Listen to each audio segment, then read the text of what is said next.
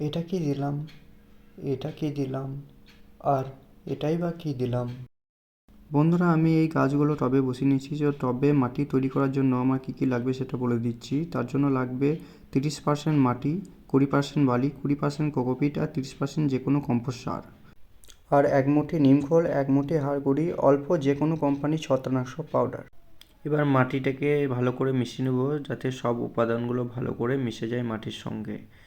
এই মাটিতে আমি কোকোপিট, ভার্মি কম্পোস্ট আমি আগে থেকে মিশ্রিত করে রেখেছিলাম, তাই ওই ভিডিওটা আমি দেখাতে পারিনি।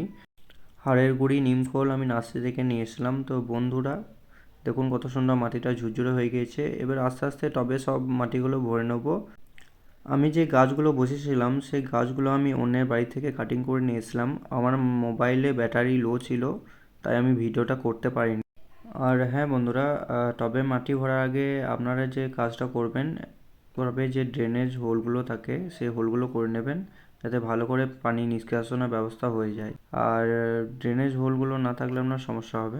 গাছটা লাগানোর জন্য আঙুলে করে একটু গর্ত করে নিলাম। গর্ত করার পর অল্প ছত্রাকনাশক পাউডার দিয়ে দিলাম।